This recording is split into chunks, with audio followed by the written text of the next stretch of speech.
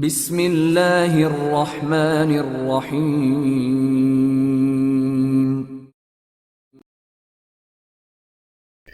بابا سگ پرست عمران سیریز، مصنف ابن صفی۔ دوسرا باب، بابا سگ پرست۔ سلیمان کی زبان کسی طرح رکنے کا نام ہی نہیں لیتی تھی اور جوزف رہ رہ کر اس طرح کان جھاڑنے لگتا تھا جیسے کوئی مچھر لاگو ہو گیا ہو، اور بہرحال مصر ہو کہ اس کی پوری نظری نظم سن ہی لی جائے۔ قصہ دراصل یہ تھا کہ عمران نے 10-12 دن سے شکل نہیں دکھائی تھی اور کچن کے بجٹ میں اتنی رقم نہیں تھی کہ دونوں میاں بیوی روزانہ مرغ کھا سکتے اور میٹینی شو بھی دیکھ سکتے، لیکن جوزف کی 6 بوتلوں میں فرق نہیں آیا تھا۔ آخر یہ سسریاں کہاں سے ٹپک پڑتی ہیں؟ سلیمان زور سے دھاڑا اور جوزف صرف مسکرا کر رہ گیا تھا۔ ہاں سالے، مسکراؤ مسکراؤ، کسی دن کوئی گھونٹ پھانسی کا پھندا ہی بن جائے گا، سلیمان نے کہا۔ ارے کیوں کوس رہا ہے اسے؟ دوسرے کمرے سے گلرخ کی آواز سنائی دی۔ تو چپ رہ، بڑی حمایتی بن کر آئی ہے، سلیمان نے کہا۔ او بدماش، ہمارا بہن کو ڈانٹے گا؟ جوزف غصہ تان کر کھڑا ہو گیا۔ سلیمان اچھل کر پیچھے ہٹا اور ٹھیک اسی وقت فون کی گھنٹی بجنے لگی۔ جوزف اس کی طرف متوجہ ہو گیا۔ اس نے میز کی طرف ہاتھ بڑھا کر ریسیور اٹھایا اور سلیمان چپ چاپ کھسک گیا۔ کوئی خبر آئی؟ دوسری طرف سے پوچھا گیا۔ نہیں مسی، نہ کوئی کال آئی ہے اور نہ ہی کوئی خط، جوزف نے کہا۔ خیر سنو، تم اس وقت کیا کر رہے ہو؟ آواز آئی۔ کچھ نہیں مسی، بیکار بیٹھا ہوا ہوں، جوزف بولا۔ بات کیا ہے؟ یہاں میرے گھر آ جاؤ۔ مسلح یا غیر مسلح؟ مسلح ہو تو بہتر ہے۔ جوزف نے پرمعنی انداز میں سر کو جنبش دی اور دوسری طرف سے سلسلہ منقطع ہونے کی آواز سن کر ریسیور رکھ دیا۔ اس کی پیشانی پر سلوٹیں ابھر آئی تھیں۔ تھوڑی دیر بعد وہ گیراج نمبر 3 سے ایک جیپ نکال رہا تھا۔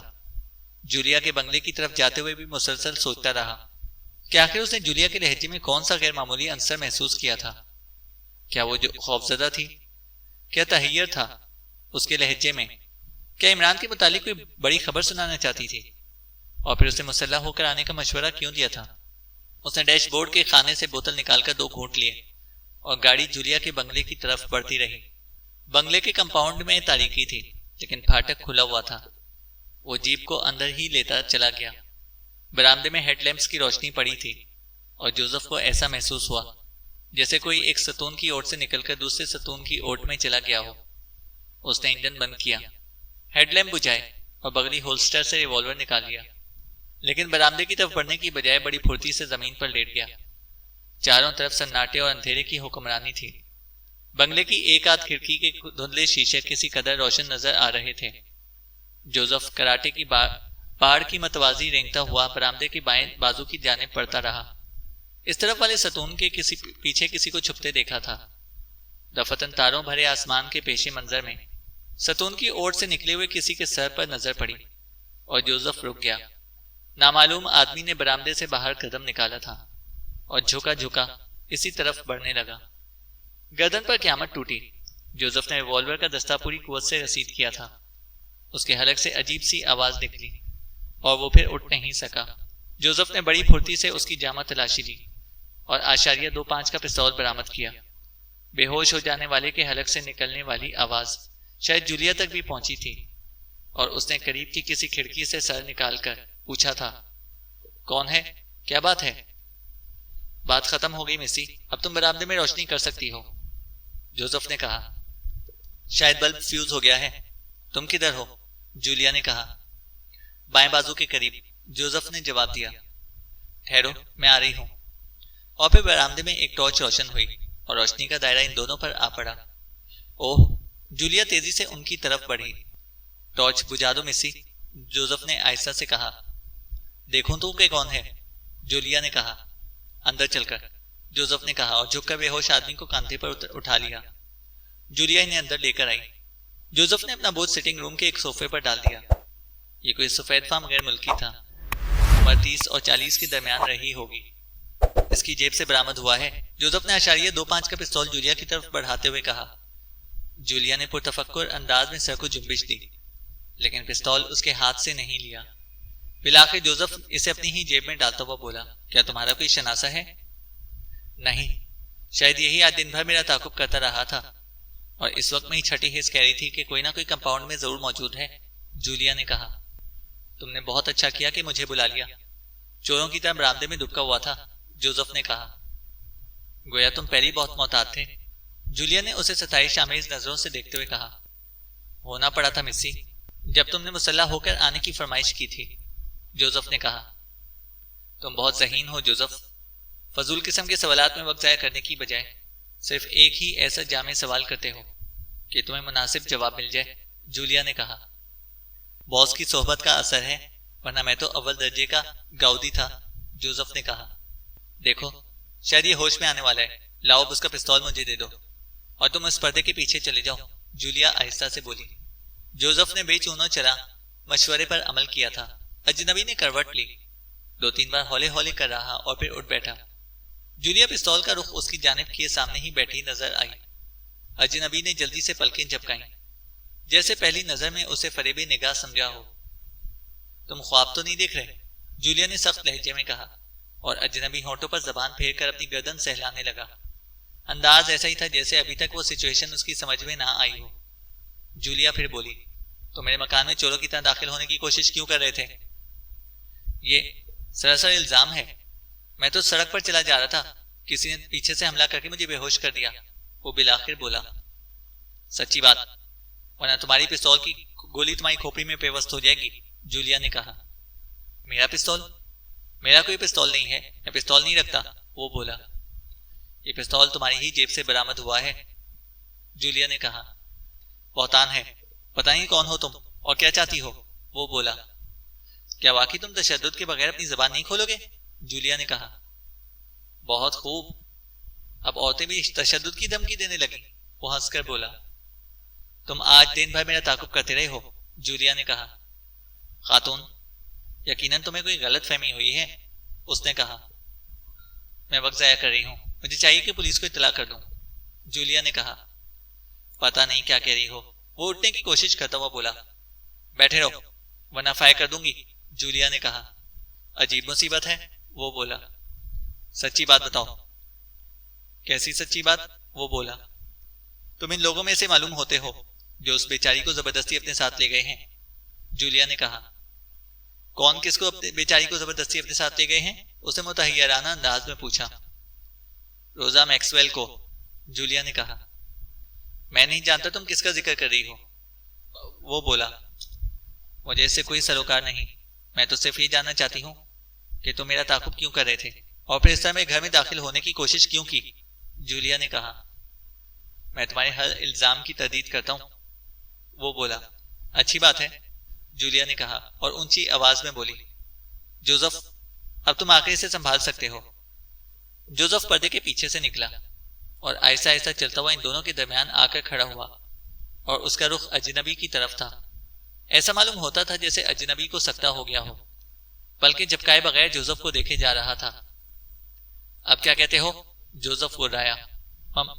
میں کچھ نہیں جانتا، وہ بولا۔ جوزف نے اس کے گریبان پر ہاتھ ڈال دیا۔ اجنبی کسی سحر زدہ آدمی کے سے انداز میں جوزف کو دیکھے جا رہا تھا، اپنا دفاع کرنے کی کوشش بھی نہ کی۔ بتاؤ، جوزف گریبان کو جھٹکا دے کر بولا۔ اجنبی صوفے سے اٹھتا چلا گیا۔ بتاتا ہوں، وہ ہکلایا۔ جلدی کرو، گریبان چھوڑ دو، وہ آہستہ سے بولا۔ جوزف نے اس کا گریبان چھوڑ کر ایک طرف ہٹ گیا۔ اجنبی اب پھر جولیا کے مقابل تھا۔ میں ان لوگوں میں سے نہیں ہوں جو روزا کو لے کر گئے ہیں، اس نے جولیا سے کہا۔ پھر کون ہو؟ پہلے تم بتاؤ کہ روزا میکسویل کو کہاں لے کر جا رہی تھی؟ میں اسے اپنے گھر میں لا رہی تھی، کیونکہ اسے خود کو یہاں بے سہارا ظاہر کیا تھا، اس کی مالی حالت کمزور تھی، جولیا نے کہا۔ اپنے بارے میں اس نے کیا بتایا تھا؟ اس نے پوچھا۔ اس کا بوائے فرینڈ یہاں ملنے والا تھا لیکن نہیں ملا، اسی نے اس کو یہاں تہران سے بلوایا تھا، جولیا نے کہا۔ وہ لوگ کون تھے جو تمہاری بیان کے مطابق اسے زبردستی کہیں لے گئے؟ اس آدمی نے پوچھا۔ میں کیا جانوں، لیکن ٹھہرو، بعد میں وہ خود ہی کہنے لگی تھی کہ غلط فہمی کی بنا پر سب کچھ ہوا۔ وہ لوگ دراصل اس کے اپنے ہمدرد تھے، جولیا نے کہا۔ اور وہ اس کی آنکھوں میں دیکھتا ہوا بولا۔ اور اب تم بتاؤ گے کہ چکر کیا ہے، جولیا نے کہا۔ میں کیا بتاؤں، وہ بولا۔ روزا میکسویل میں اپنی دلچسپی کی وجہ، جولیا نے پوچھا۔ یہ تو مجھے معلوم نہیں، وہ آدمی بولا۔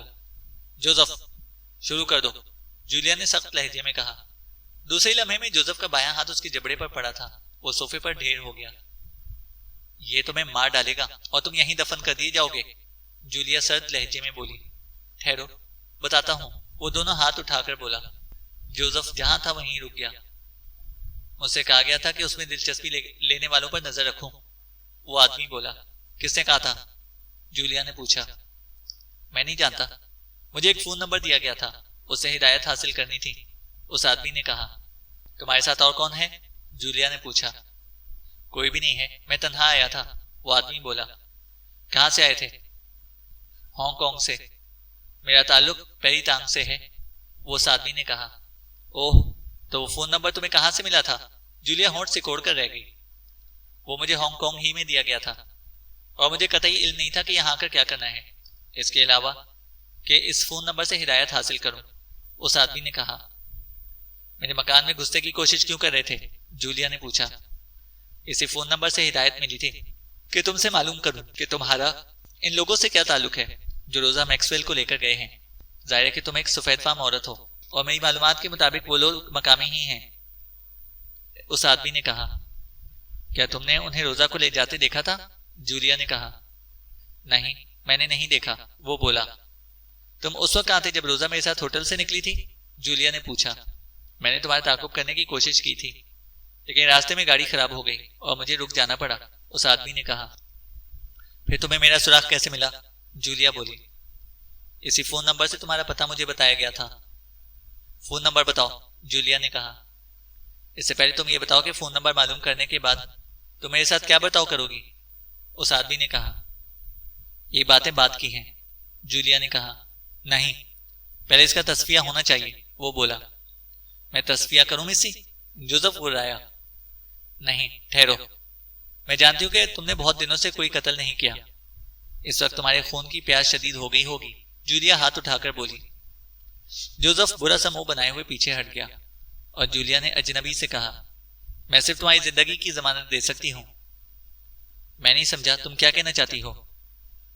تمہیں کچھ دنوں کی نظر بندی برداشت کرنی پڑے گی، جولیا نے کہا۔ وہ سختی سے ہونٹ بھینچے اسے دیکھتا رہا، آنکھوں میں سرسیمگی کے آثار نمایاں تھے۔ جلدی کرو، وقت کم ہے، اس نے فون نمبر بتایا تھا، اور جولیا اسے نوٹ کرنے لگی۔ اجنبی نے تھوڑی دیر بعد کہا، اگر میں نے 12 بجے تک رپورٹ نہ دی تو وہاں سمجھ لیا جائے گا کہ میں کسی دشواری میں پڑ گیا ہوں، اس آدمی نے کہا۔ میں سمجھتی ہوں، جولیا نے کہا، اور جوزف کو اس پر نظر رکھنے کو کہتی ہوئی بیڈ روم میں چلی آئی۔ یہاں اس نے فون پر X2 کے نمبر ڈائل کیے، دوسری طرف سے جواب ملنے پر رپورٹ دی۔ تم نے کارنامہ انجام دیا ہے مس جولیا، X2 کی آواز سنائی دی۔ شکریہ جناب، اگر تم اپنے ساتھیوں میں سے کسی کو طلب کرتی تو یہ غیر دانشمندانہ فیل ہوتا۔ روزہ میکسویل کے سلسلے میں صفدر اور نیمو ان لوگوں کی نظر میں آ چکے ہیں۔ بہرحال میں دیکھتا ہوں کہ کوئی اس آدمی کی دیکھ بھال تو نہیں کر رہا تھا جسے تم نے قابو کیا ہے۔ اگر میدان صاف ہوا تو کوئی نہ کوئی اس کو سائیکو مینشن پہنچانے میں تمہاری مدد کرے گا، اس کے بعد تم جوزف کو اپنی قیامگاہ سے ہی رخصت کر دو گی، X2 نے کہا۔ مگر جناب، یہ فون نمبر مجھے سمجھ میں نہیں آیا، یہاں صرف 6 ہندسوں کے نمبر چل رہے ہیں، لیکن یہ 7 ہندسوں کا ہے، جولیا بولی۔ مقامی نہیں ہے، دوسری طرف سے آواز آئی، اور سلسلہ منقطع کر دیا گیا۔ غزالہ بہت زیادہ تشویش میں مبتلا ہو گئی تھی، ایسا معلوم ہوتا تھا جیسے خود اسی سے کوئی بہت بڑا جرم سرزد ہو گیا ہو۔ سیٹ جیلانی ابھی تک نشہ اور آور انجیکشن کے زیر اثر تھا، اور آرام دہ کرسی ہی پر لیٹا ہوا تھا۔ عمران بنگلے میں موجود نہیں تھا، اسے بتائے بغیر کسی طرف نکل کھڑا ہوا تھا۔ وہ مسلسل انہی معاملات سے متعلق سوچے جا رہی تھی، بار بار اوپری منزل پر جاتی اور جیلانی سیٹ کے بیڈ روم میں جھانک کر واپس آ جاتی۔ وہ پہلے ہی کسی کیفیت میں ملتا۔ عمران قریباً 9 بجے شب کو واپس آیا تھا۔ وہ ڈرائنگ روم ہی میں بیٹھی اس کا انتظار کرتی رہی۔ یہ تم نے کیا کر دیا ہے؟ ڈیڈی کو تو ابھی تک ہوش نہیں آیا، اسے دیکھتے ہی بولی۔ اوہ، میں تو بھول ہی گیا تھا، کیا وہ ابھی آرام دہ کرسی پر ہی ہیں؟ پھر کہاں ہوتے؟ وہ بھنا کر بولی۔ چلیے اٹھا کر بستر پر لٹا دیں، عمران نے کہا۔ پہلے تو میری بات کا جواب دو، بے ہوشی اتنی طویل کیوں ہو گئی ہے؟ غزالہ نے پوچھا۔ ہو سکتا ہے اب وہ صرف گہری نیند میں تبدیل ہو گئی ہو، عمران نے کہا۔ غزالہ اٹھ ہی رہی تھی کہ فون کی گھنٹی بج اٹھی۔ اس نے تیزی سے آگے بڑھ کر ریسیور اٹھا لیا۔ دوسری طرف سے سیٹھ جیلانی کی بھرائی ہوئی آواز سنائی دی۔ مم، میری طبیعت ٹھیک نہیں، صرف ایک گلاس گرم دودھ بھجوا دو، کھانا نہیں کھاؤں گا۔ بہت اچھا ڈیڈی، اس نے کہا اور ریسیور کیڈل پر رکھ کر عمران کی طرف مڑی۔ وہ ہوش میں آ گئے ہیں؟ چلیے، آپ کی تشویش تو رفع ہوئی، عمران نے کہا۔ تم یہیں بیٹھو، میں ابھی آئی، ان کے لیے دودھ لے جاؤں، غزالہ نے کہا۔ عمران کچھ نہ بولا۔ وہ ڈرائنگ روم سے نکل کر کچن کی طرف آئی اور ہیٹر پر دودھ گرم ہونے کے لیے رکھ دیا۔ تھوڑی دیر بعد عمران بھی دبے پاؤں کچن میں داخل ہوا۔ کیا بات ہے؟ وہ چونک پڑی۔ انہیں پھر پہلے کی طرح غافل ہونا چاہیے۔ کیا مطلب؟ غزالہ چونکی۔ میں یہ چاہتا ہوں کہ صبح تک ان کی آنکھ نہ کھلے تاکہ ہم اطمینان سے تہہ خانے میں داخل ہو سکیں، عمران نے کہا۔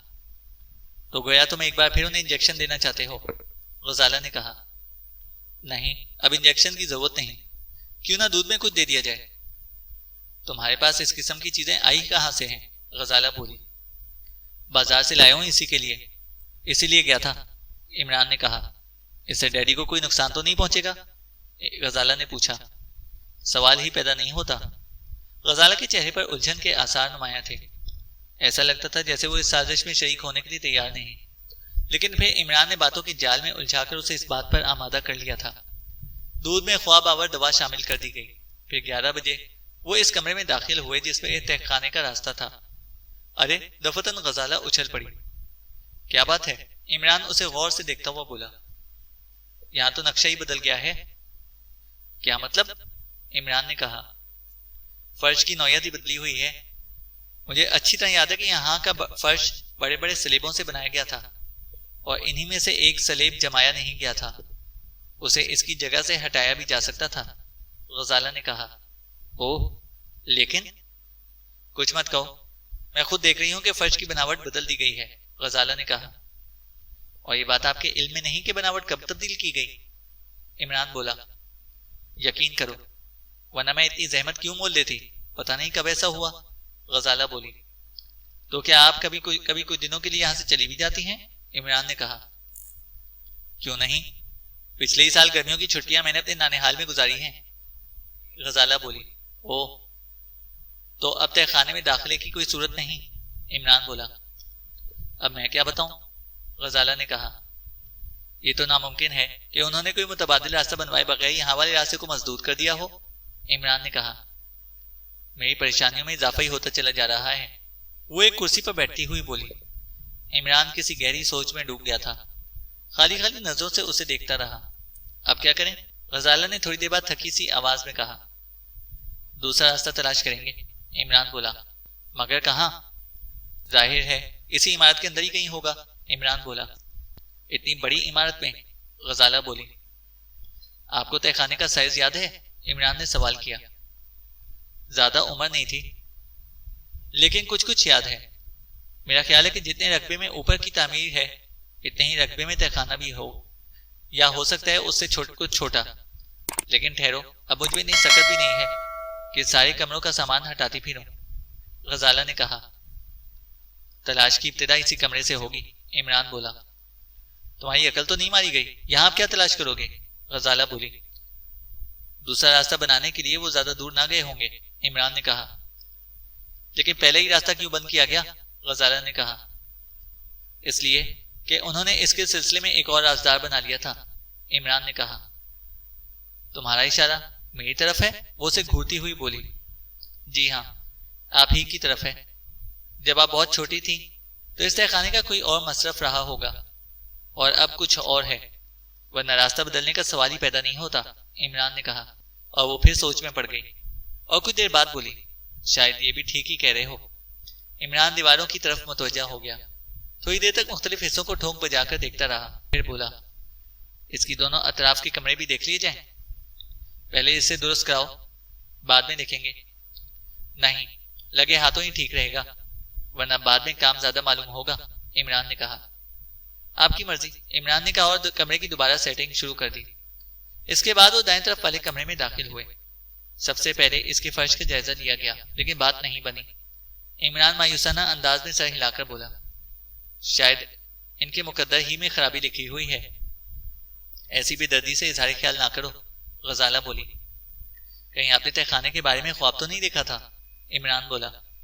فضول باتیں نہ کرو۔ آہا، دفتن عمران چونک پڑا اور پھر غزالہ کو غور سے دیکھتا ہوا بولا، میں نے آج تک کسی 2 منزلہ عمارت میں لفٹ نہیں دیکھی، کم از کم ہمارے یہاں کے لوگ تو اتنے زیادہ تن آسان نہیں۔ 2 منزلہ عمارت میں صرف زینوں سے کام چلائے جاتے ہیں، عمران نے کہا۔ نمائشی سمجھ لو، استعمال نہیں کی جاتی، غزالہ بولی۔ یہ کیا بات ہوئی؟ عمران نے کہا۔ یقین کرو، مقفل رہتی ہے، استعمال میں نہیں ہے، غزالہ نے کہا۔ یہ کب لگائی گئی تھی؟ عمران نے پوچھا۔ 3-4 سال پہلے کی بات ہے۔ او ہاں، میں یہاں موجود نہیں تھی، گرمیوں کی چھٹیاں گزارنے نانیہال گئی تھی، غزالہ بولی۔ تب تو ابھی تک میں نے وقت ضائع کرتا رہا ہوں، عمران بولا۔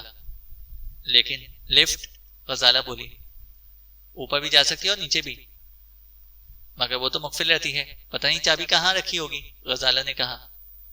بس تو پھر کچھ بھی نہیں ہو سکتا، اور ڈیڈی یوں ہی خواہ بے ہوش پڑے رہیں گے، غزالہ نے کہا۔ ڈیڈی کا مقدر، عمران ٹھنڈی سانس لے کر بولا۔ اس پر غزالہ نے اسے گھور کر دیکھا تھا۔ جب وہ اس کمرے سے نکل رہے تھے، غزالہ اس کے شانے پر ہاتھ رکھ کر بولی، دوسرا کمرہ نہیں دیکھو گے؟ فضول ہے، لفٹ کے علاوہ اور کوئی ذریعہ نہیں ہو سکتا، عمران نے کہا۔ لیکن چابی، وہ بولی۔ اگر میں چابی کے بغیر ہی کوشش کروں گا تو آپ مجھے پیشہ ور چور سمجھنے لگیں گی، عمران نے کہا۔ میں کچھ بھی نہیں سمجھوں گی، وہ بولی۔ چلیے ٹھیک ہے، والد صاحب پولیس والا سمجھتے ہیں، آپ چور سمجھ لیجئے، عمران بولا۔ باتیں نہ بناؤ، چلو لفٹ کی طرف، وہ اس کا بازو پکڑ کر ایک طرف گھسیٹتی ہوئی بولی۔ ٹھیک اسی وقت ڈرائنگ روم میں فون کی گھنٹی بج اٹھی۔ عمران غزالہ سے بازو چھڑا کر اسی طرف لپکا۔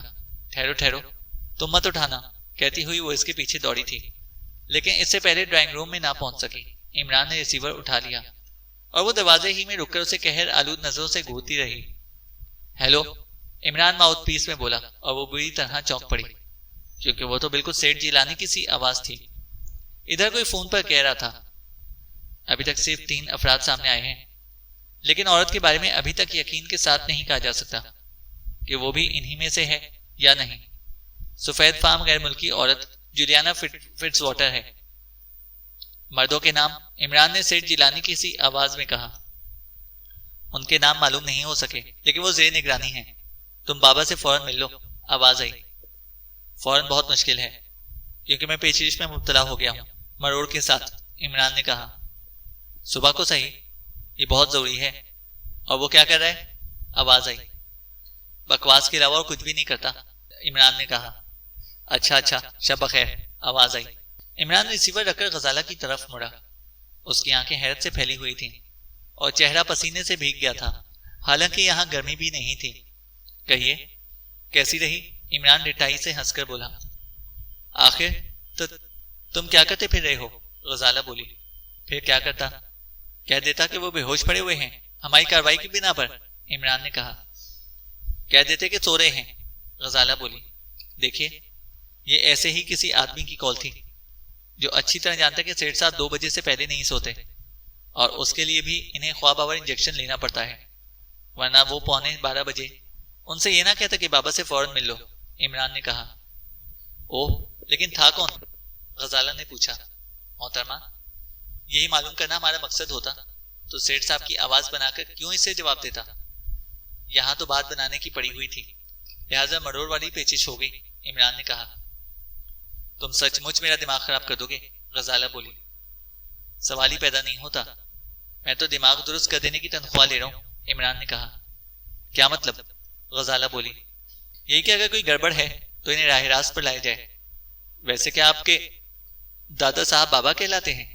عمران نے کہا۔ نہیں تو، دادا کہاں ہیں؟ میری پیدائش سے بھی پہلے ان کا انتقال ہو گیا تھا۔ یہ بابا ایک بزرگ ہیں، ڈیڈی ان کے عقیدت مندوں میں سے ہیں، غزالہ نے کہا۔ اچھا، تو اتنے عقیدت مند ہیں کہ 12 بجے رات کو بھی دوڑتے چلے جاتے ہیں، عمران نے کہا۔ ہاں، ایسے ہی عقیدت مند ہیں، غزالہ بولی۔ کہاں قیام فرماتے ہیں؟ عمران نے پوچھا۔ جواب دینے کی بجائے وہ زور سے ہنس پڑی اور عمران اسے حیرت سے دیکھنے لگا۔ تمہیں تو وہ اپنے سر پر بٹھا لیں گے، بالآخر اس نے کہا۔ کون بٹھا لیں گے؟ عمران بولا۔ بابا، غزالہ بولی۔ مجھ کرسچن کو؟ عمران نے کہا۔ اوہ، ان کے دربار میں سب کتے ہیں، کتے بھی اور آدمی بھی۔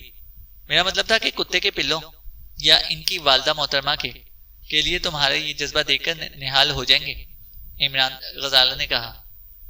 میں اب تک آپ کی بات نہیں سمجھ سکا، بیٹھ جائیے، عمران نے کہا۔ غزالہ بیٹھتی ہوئی بولی، وہ یہاں بابا سگ پرست کہلاتے ہیں، کتے کو آدمی سے اونچا درجہ دیتے ہیں، سینکڑوں کتے ہر وقت ان کے گرد جمع رہتے ہیں، غزالہ کہہ رہی تھی۔ میرا خیال ہے کہ 5 سال پہلے تو یہاں اس قسم کی کوئی چیز نہیں پائی جاتی تھی، عمران نے کہا۔ تمہارا خیال درست ہے، وہ ہیں یہیں کے باشندے، لیکن سگ پرستی کی عمر 3 سال سے زیادہ نہیں، غزالہ بولی۔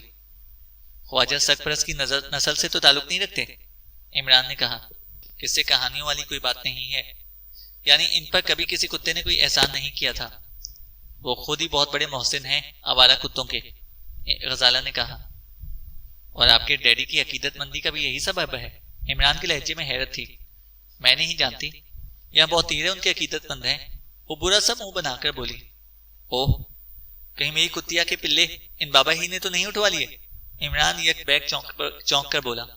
ہرگز نہیں، اگر انہوں نے اٹھوائے ہوتے تو کتیا کو گولی نہ ماری جاتی، جہنم میں جائیں سب۔ تم یہ بتاؤ کہ اب کیا کرو گے، غزالہ نے کہا۔ اب میں آپ سے درخواست کروں گا کہ اپنی خوابگاہ میں جا کر استراحت فرمائیے، اور پھر میں بھی جا کر سو جاؤں گا، عمران نے کہا۔ اور وہ تہہ خانہ، غزالہ بولی۔ سرے سے اس کا کوئی وجود ہی نہیں تھا، عمران نے کہا۔ یہ کیسی باتیں کر رہے ہو، غزالہ بولی۔ اب یہ ملازمت میرے بس سے باہر ہو رہی ہے، سیٹھ صاحب کو ضرور معلوم ہو جائے گا کہ میں نے ان کی طرف سے گفتگو کی تھی فون پر، عمران نے کہا۔ اس کی فکر نہ کرو، میں صبح انہیں بتا دوں گی کہ کسی کی کال آئی تھی اور صبح کو بابا سگ پرست سے ملنے کو کہا گیا تھا، غزالہ نے کہا۔ یہ اتنا آسان نہیں ہے مس صاحب، اگر کال کرنے والے سے بات ہوئی اور وہ پیچش کے بارے میں پوچھ بیٹھا تو تم سے پوچھیں تو کہہ دینا کہ آوازوں کی نقلیں اتارنے کے بھی ماہر ہو، غزالہ نے کہا۔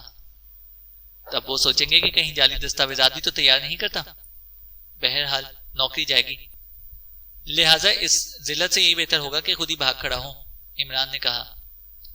اور اگر میں تمہارے پیروں کی زنجیر بن جاؤں تو، غزالہ نے کہا۔ یہ ڈائلاگ پلے نہیں پڑا، عمران اسے آنکھیں پھاڑ پھاڑ کر دیکھتا ہوا بولا۔ تم اگر اس طرح بھاگے تو پولیس تمہارے پیچھے ہوگی، حلیہ جاری کرا دیا جائے گا، اس خبر کے ساتھ کہ تم 50,000 کے زیورات چرا کر فرار ہو گئے ہو، غزالہ نے کہا۔ مار دیا، عمران کر راہ کر رہ گیا۔ بس اب چلو اور لفٹ کے کفل پر ہاتھ کی صفائی دکھاؤ، غزالہ نے کہا۔ پھانسی دلوائے بغیر آپ نہیں مانیں گی، عمران نے کہا۔ بس، وہ ہاتھ اٹھا کر بولی۔ اٹھو۔ اچانک فون کی گھنٹی پھر بجی اور اس بار غزالہ ہی نے جھپٹ کر ریسیور اٹھا لیا۔ ہیلو، وہ ماؤتھ پیس میں بولی۔ کون ہے؟ دوسری طرف سے بھاری بھرکم آواز سنائی دی۔ غزالہ جیلانی۔ کیا حال ہے جیلانی کا؟ آپ کون ہیں؟ بابا، دوسری طرف سے آواز آئی۔ السلام علیکم جناب، جیتی رہو۔ کیا جیلانی سو گئے؟ بابا کی آواز آئی۔ جی ہاں، جگا دوں؟ ان کی خوابگاہ میں فون کی گھنٹی ضرور بجی ہوگی، لیکن وہ بیدار نہیں ہوئے، اس لیے مجھے ڈرائنگ روم کا انسٹرومنٹ کا ریسیور اٹھانا پڑا تھا، غزالہ نے کہا۔ جس طرح بھی ممکن ہو جگاؤ اور کہو کہ مجھ سے فون پر رابطہ کریں، آواز آئی۔ وہ مزید کچھ کہنے والی تھی، لیکن دوسری طرف سے سلسلہ منقطع ہونے کی آواز آئی۔ اس نے ریسیور رکھ دیا اور عمران کی طرف عجیب نظروں سے دیکھنے لگی۔ کوئی وحشتناک خبر؟ عمران نے سوال کیا۔ بہت زیادہ، وہ کہہ رہے کہ ڈیڈی کو جگا دیا جائے۔ کون کہہ رہے؟ عمران نے پوچھا۔ بابا۔ بہت خوب، بچوں کی طرح ٹریٹ کرتا ہے سیٹ کو، عمران بولا۔ کتوں کی طرح آدمیوں کو بھی ٹریٹ کرتا ہے، غزالہ نے کہا۔ اوہ، تو کیا آپ کو اس سے عقیدت نہیں ہے؟ عمران نے کہا۔ ہرگز نہیں، میں عقیدت وقیدت کی قائل نہیں ہوں، میری جیسا آدمی وہ بھی ہے، بس فرق یہ کہ مرنے کے بعد کتوں والے بابا کے نام سے یاد رکھا جائے گا اور میں بھلا دی جاؤں گی، غزالہ نے کہا۔ وہ کیوں یاد رکھا جائے گا؟ عمران نے کہا۔ پیشگوئیاں کرتا پھرتا ہے اور کبھی کبھی اس کا کہا پورا بھی ہو جاتا ہے، غزالہ بولی۔ اوفو، تو اس قسم کے بابا ہیں؟ میں سمجھا تھا شاید فرقہ قلبیہ کے کوئی فلسفی ہیں، عمران نے کہا۔ پتہ نہیں کیا چیز ہے، ویسے ڈیڈی سے بہت ڈرتے ہیں، غزالہ بولی۔ فون پر ہونے والی پوری گفتگو سے آگاہ کیجیے، عمران نے کہا۔ غزالہ نے اپنی اور اس کی گفتگو دہرائی اور عمران سر کھجاتا جاتا ہوا بولا، جس سے میری گفتگو ہوئی تھی شاید اس نے اس شخص کو آگاہ کر دیا تھا جسے آپ بابا کہتی ہیں، لیکن آپ مجھے بتائیے کہ کیا ہوگا؟ عمران نے کہا۔ میری سمجھ میں نہیں آ رہا، غزالہ نے کہا۔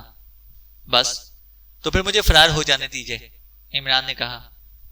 فضول باتیں نہ کرو، چلو تہہ خانے کا راستہ تلاش کریں، غزالہ نے کہا۔ چلیے، عمران مردہ سی آواز میں بولا۔ وہ ڈرائنگ روم سے لفٹ کی طرف چل پڑے۔ پھر عمران چلتے چلتے رک کر بولا، قفل کھولنے کے لیے کسی نوکدار اور مضبوط تار کی ضرورت ہوگی، وہ بھی مہیا ہوگا، تم یہیں ٹھہرو، غزالہ نے کہا اور ایک طرف دوڑتی چلی گئی۔ جلدی واپس آئی اور اس کے ہاتھ میں بوریاں سینے والا سوا تھا۔ ہاں یہ ٹھیک رہے گا، عمران اسے اپنے ہاتھ میں لے کر دیکھتا ہوا بولا، اور وہ لفٹ کی طرف بڑھتے رہے۔ ارے یکبیک غزالہ اچھل پڑی۔ وہ لفٹ کے کیج کے قریب پہنچ چکے تھے اور کیج لفٹ سے خالی نظر آ رہی تھی۔ لفٹ کہاں گئی؟ غزالہ ہکلائی۔ چلیے جلدی کیجیے، عمران نے اس کا ہاتھ پکڑ کر زینوں کی جانب کھینچتے ہوئے بولا، اور پھر انہوں نے دوڑتے ہوئے زینے طے کیے، لیکن اوپری منزل بھی لفٹ کا کیج خالی ملا۔ عمران تیزی سے خوابگاہ کی طرف بڑھا تھا۔ آخر مجھے بتاتے کیوں نہیں؟ کیا بات ہے؟ غزالہ بھن بھنائی۔ ذرا صبر کیجیے، عمران نے کہا، اور ہینڈل گھما کر جیلانی کی خوابگاہ کا دروازہ کھولا۔ گہری نیلی روشنی پھیلی ہوئی تھی اور جیلانی بستر پر موجود تھا۔ آپ باتھ روم میں چلے جائیے اور میں یہاں اس پردے میں کے پیچھے دبکا جاتا ہوں، عمران نے غزالہ سے کہا۔ پتہ نہیں کیا کرنا چاہتے ہو؟ شاید کوئی یہاں پر آنے والا ہے، عمران نے کہا۔ بے وقوفی کی باتیں مت کرو۔ پھر لفٹ کہاں گئی اور اسے کون آپریٹ کر رہا ہے؟ عمران کہا۔ وہ کچھ نہ بولی۔ عمران پھر بولا، جو کچھ کہہ رہا ہوں وہی کیجیے ورنہ پچھتائیے گا۔ میں باتھ روم میں کیا کروں گی؟ جب تک میں آواز نہ دوں باہر مت آئیے گا، عمران بولا۔ وہ باتھ روم میں چلی گئی اور عمران پردے کے پیچھے چھپ گیا۔ تھوڑی دیر بعد دروازے کا ہینڈل گھوما اور دروازہ کھول کر دو افراد یکے بعد دیگرے دبے پاؤں اندر داخل ہوئے۔ وہ جیلانی کے بستر کی جانب بڑھ رہے تھے اور عمران دم سادھے پردے کے پیچھے کھڑا تھا۔ ان میں سے ایک جیلانی سیٹ کو جھنجھوڑ کر آوازیں دے رہا تھا۔ پھر وہ اپنے ساتھی سے بولا، کچھ گڑبڑ معلوم ہوتی ہے؟ سونے کے لیے انجیکشن ضرور لیتا ہے، لیکن جو اسٹف استعمال کرتا ہے جو اتنی گہری نیند نہیں لاتا، یہ تو بے ہوشی ہے۔ تو پھر کیا کریں؟ دوسرا بولا۔ اٹھا کر لفٹ تک لے چلو، پہلے نے کہا۔ دفعتاً غزالہ باتھ روم کا دروازہ کھول کر سامنے آ گئی۔ صبر نہیں ہو سکا تھا، وہ دونوں اچھل پڑے اور ایک نے کہا، وہیں ٹھہرو ورنہ گولی مار دوں گا، میرے ہاتھ میں پستول ہے۔ غزالہ کی آواز سنائی نہیں دی۔ اچانک کمرے میں تیز روشنی پھیل گئی، ساتھ ہی عمران کی آواز گونجی، تم اپنا پستول اب فرش پر ڈال سکتے ہو کیونکہ میرے ہاتھ میں بھی ریوالور ہے۔ دونوں کی پشت عمران کی طرف تھی۔ غزالہ چندیائی ہوئی آنکھوں سے عمران کو دیکھے جا رہی تھی۔ فرش پر پستول گرنے کی آواز کمرے میں گونج کر رہ گئی۔ اب ہاتھ اٹھا کر مڑ جاؤ، عمران نے کہا، اور ان دونوں نے چپ چاپ تعمیل کی۔ اس دوران میں غزالہ آہستہ آہستہ کھسکتی ہوئی عمران کے قریب آ کر کھڑی ہو گئی تھی۔ تم کیا سمجھتے ہو؟ ان میں سے ایک آدمی ہنس کر بولا۔ انگریزی اور اردو سب سمجھتا ہوں، لیکن تم فی الحال مجھے سمجھانے کی کوشش کرو کہ یہاں تک کیسے پہنچے، عمران نے کہا۔ ہم یہیں رہتے ہیں، سیٹ کے پوشیدہ محافظ، ہمیں علم ہے کہ تمہیں بحیثیت باڈی گارڈ رکھا گیا ہے، ایک نے کہا۔ تم دونوں سے مل کر بے حد خوشی ہوئی۔ اب یہ بتاؤ کہ تمہاری کیا خاطر کروں؟ سر کی پشت پر ریوالور کا دستہ کھاؤ گے یا یوں ہی پرامن طور پر اپنے ہاتھ بنوا لو گے؟ عمران نے کہا۔ شاید تمہارا دماغ چل گیا ہے، ایک بولا۔ نہ چلتا تو تمہارا پستول سیٹ کی بیٹی پر چل جاتا، عمران نے بڑی سادگی سے کہا۔ ارے وہ تو میں نے پہچانا نہیں تھا، میں سمجھا تھا شاید کوئی دشمن ہے، ایک بولا۔ چلو مان لیا، لیکن تم یہاں کس سوراخ میں رہتے ہوئے دکھائی نہیں دیتے، عمران نے کہا۔ اپنی حد سے آگے نہ بڑھو، ایک نے غصیلے لہجے میں کہا۔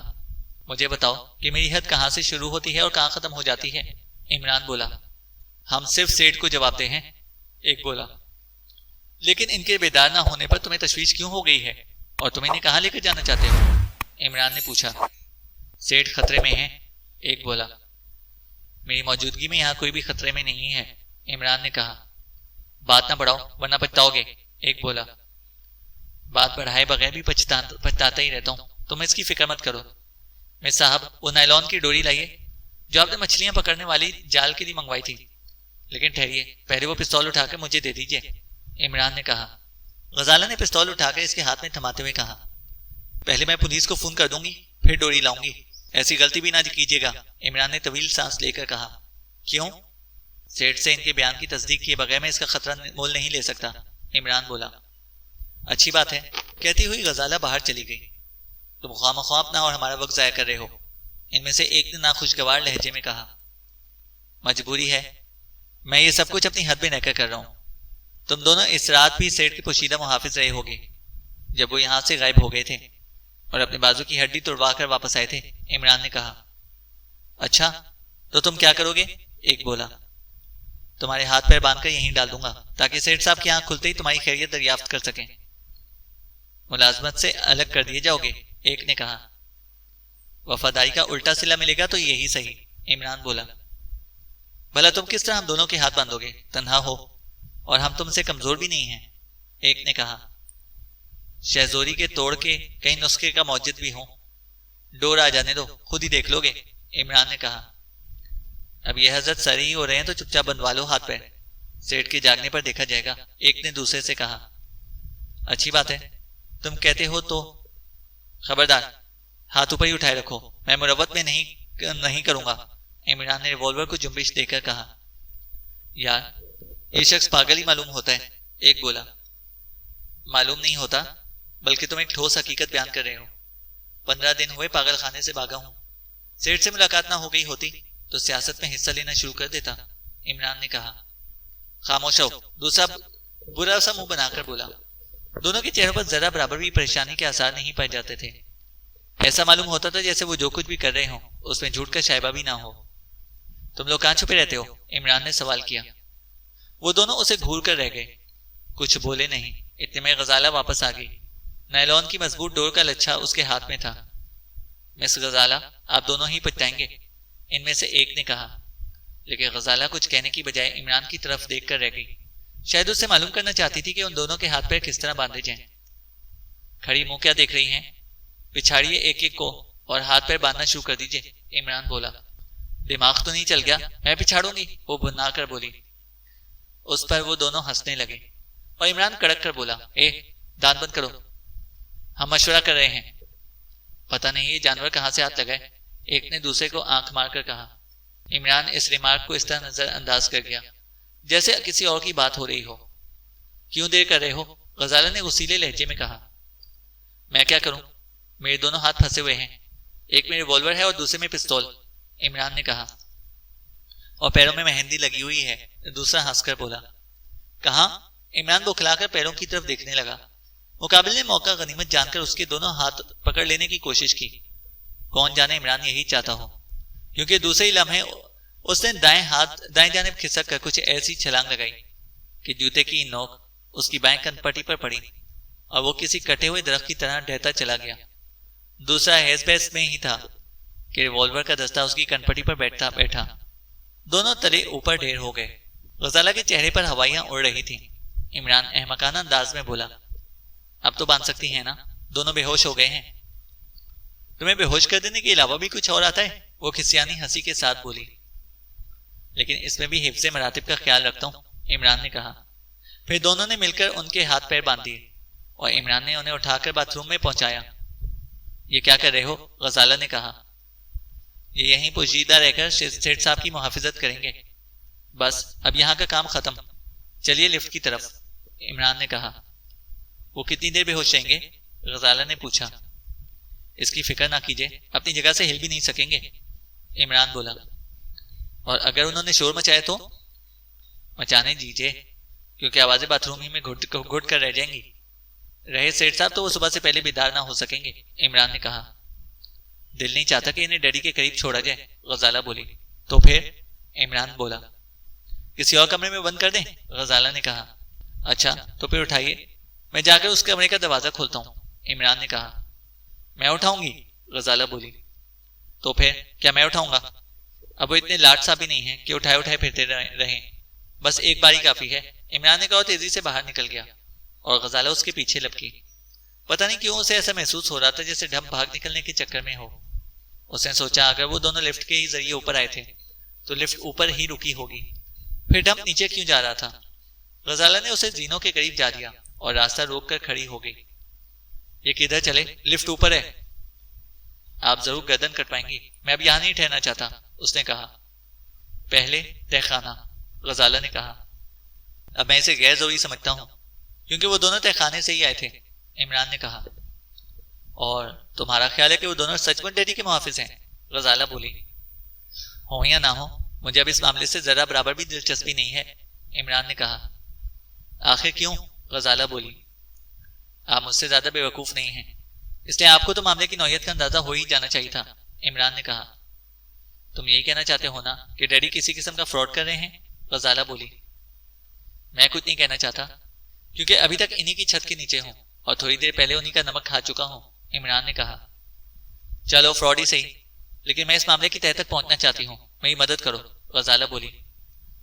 یعنی آپ دوسری پارٹی کی حیثیت سے بات کر رہی ہیں، عمران نے کہا۔ چلو یہی سمجھ لو، لیکن میں ابھی سیٹھ صاحب کی ملازمت میں ہوں، لہذا کسی دوسری پارٹی کی طرف اپنی خدمات کیسے منتقل کر سکوں گا، عمران نے کہا۔ تم باتوں میں وقت ضائع کر رہے ہو، غزالہ نے کہا۔ ناراض ہونے کی ضرورت نہیں، اگر آپ سیٹھ صاحب کی بیٹی ہونے کی حیثیت سے میرا استعفیٰ منظور کر سکتی ہوں تو مطلع فرمائیے گا، عمران نے کہا۔ اس سے کیا ہوگا؟ استعفیٰ منظور کر کے فوراً اپنی ذاتی ملازمت میں لے لیجیے گا، عمران بولا۔ اب وکالت پڑھانے بیٹھو گے، غزالہ بولی۔ اصولی بات ہے محترمہ، عمران بولا۔ میں نے ڈیڈی کی طرف سے تمہارا استعفیٰ منظور کر لیا اور اب تمہیں اپنی ملازمت میں لیتی ہوں، تنخواہ کیا لوگے؟ غزالہ فوراً بولی۔ تنخواہ کی فکر نہیں، آپ اپنے ڈیڈی کی طرح مالدار نہیں ہیں، اس لیے جو دل چاہے دے دیجیے گا، عمران نے کہا۔ خاصا وقت ضائع کر چکے ہو، اب ہلو بھی اپنی جگہ سے، غزالہ بولی۔ چلیے، عمران اس حصے کی طرف مرتبہ بولا جہاں لفٹ کا کیج تھا۔ لفٹ موجود تھی، دونوں اندر پہنچے اور عمران نے اس کا سوئچ بورڈ کا جائزہ لینے لگا۔ پھر اس نے ایک بٹن دبایا تھا اور لفٹ حرکت میں آ گئی تھی، لیکن وہ گراؤنڈ فلور پر رک گئی۔ ارے یہ تو یہیں رک گئی، غزالہ نے تردد آمیز لہجے میں کہا۔ لیکن یہیں رکی نہیں رہے گی، بس دیکھتی جائیے۔ اس نے سوئچ بورڈ پر کسی قدر زور صرف کیا تھا اور وہ بائیں جانب کھسک گیا تھا۔ اس کے نیچے دو بٹن اور دکھائی دیے، ایک سرخ تھا اور دوسرا سفید۔ سرخ بٹن پر انگلی رکھتے ہی لفٹ نیچے کھسکنے لگی۔ پاک پروردگار، عمران دونوں ہاتھ جوڑ کر اوپر کی طرف دیکھتا ہوا بولا۔ گواہ رہی ہو کہ یہ خاتون برضا اور رغبت تہ خانے میں لے کر جا رہی ہیں، میں نے انہیں نہیں ورگلایا، بلکہ میں نے تو اس سے باز رکھنے کی کوشش کی تھی۔ غزالہ بھنا کر کچھ کہنے والی تھی کہ لفٹ ایک دھچکے کے ساتھ رک گئی۔ دروازہ کھلا اور سامنے ہی تین آدمی کھڑے نظر آئے جن کے منہ حیرت سے کھل گئے۔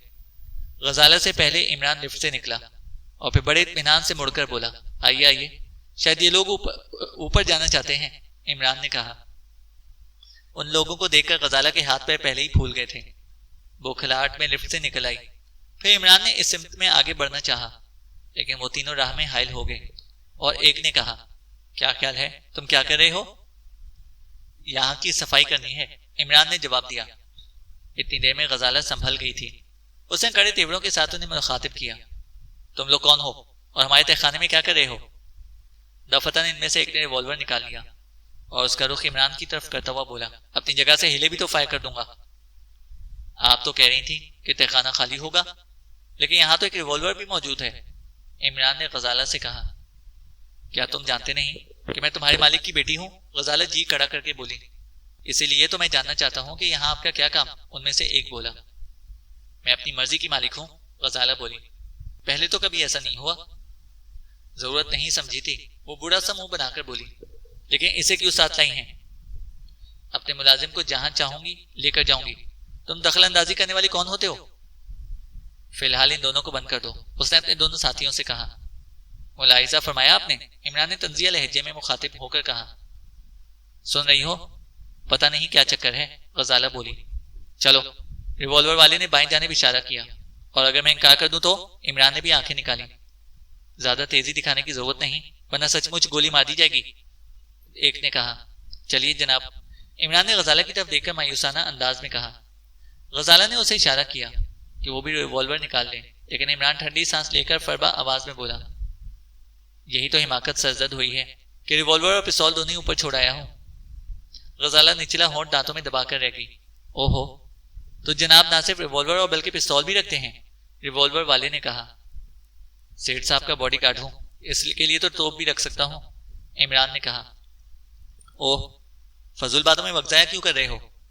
ان دونوں کو واپس آ جانا چاہیے تھا، ان کی بجائے یہ آئے ہیں، پتہ نہیں یہ غیر معمولی واقعہ کیوں کر ہوا۔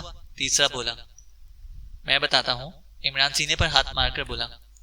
ہمیں علم نہیں تھا کہ تہخانے میں بھی کسی قسم کی آبادی پائی جاتی ہے۔ وہ دونوں چوروں کی طرح سیٹھ صاحب کی خوابگاہ میں داخل ہوئے تھے اور میں نے ان کی اچھی خاصی پٹائی کرنے کے بعد ہاتھ باندھ کر روم میں ڈال دیا۔ عمران نے کہا، میں تسلیم نہیں کر سکتا کہ سیٹھ صاحب نے تمہیں اس کی اجازت دی ہوگی۔ ان کے تو فرشتوں کو بھی علم نہیں، پڑے سو رہے ہیں۔